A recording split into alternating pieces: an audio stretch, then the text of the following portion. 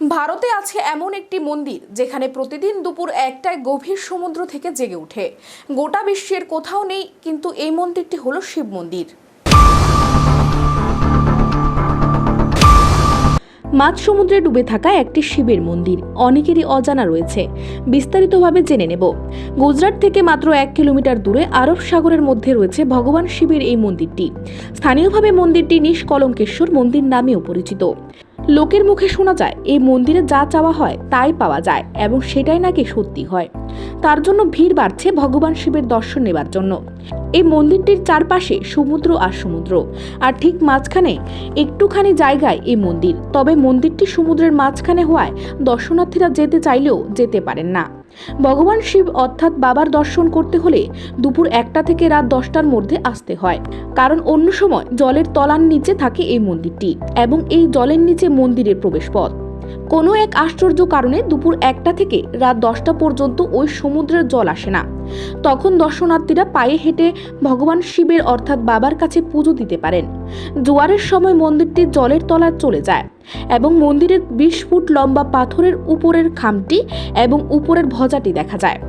আবার দুপুর 1টার পর জল নামতে শুরু করে, তখন দর্শনার্থীরা একে একে আসতে শুরু করেন। এই মন্দিরটিকে নিয়ে অনেক ইতিহাস রয়েছে। যেমন কেউ বলেন বাবা নাকি খালি হাতে কাউকে ফেরান না, আবার অনেকে বলেন ভগবান শিব অর্থাৎ বাবার দেখা পাওয়া অনেক সৌভাগ্যের ব্যাপার। লোকের মুখে প্রচারিত এই মন্দিরটি নাকি পাণ্ডবদের আমলে তৈরি হয়েছিল। এই নিয়ে ভিন্ন ভিন্ন মতও রয়েছে। লোকের মুখে শোনা যায় ভগবান কার্তিক নাকি এই মন্দিরটিকে প্রতিষ্ঠা করেছে। তারকাসুরকে হত্যা করার পর ভগবান কার্তিকের মনে নাকি অনুশোচনার জন্ম নেয়, আর সেই অনুশোচনা দূর করার জন্য তিনি বেছে নিয়েছে বাবার শিবের আরাধনা।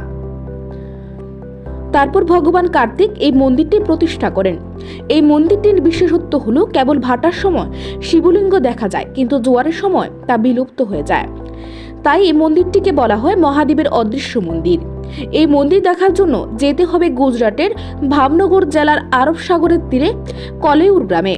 সমুদ্রের 1.5 কিলোমিটার গেলে দেখা যায় এই মন্দিরটি। মন্দিরটি সমুদ্রে ভাটার সময় শিবলিঙ্গ দেখা গেলেও জোয়ারের সময় শিবলিঙ্গটি আর দেখা যায় না। নিচ থেকে সৃষ্টি হওয়া এমন সব শিবলিঙ্গ নিয়ে কথিত আছে মহাভারতের কুরুক্ষেত্রে যুদ্ধের পর কৌরব ও অন্যান্যদের হত্যা করার পাপমোচন করতে এখানে পুজো দেন পঞ্চপাণ্ডব। ভাদ্র মাসের পূর্ণিমায় এখানে পুজো দিতে বহু মানুষ আসেন, কিন্তু এই মন্দিরটি সব সময় দেখা যায় না, শুধুমাত্র ভাটার সময় পুজো দেওয়া যায়। নিজস্ব প্রতিনিধি রিপোর্ট, এশিয়ান টাইমস।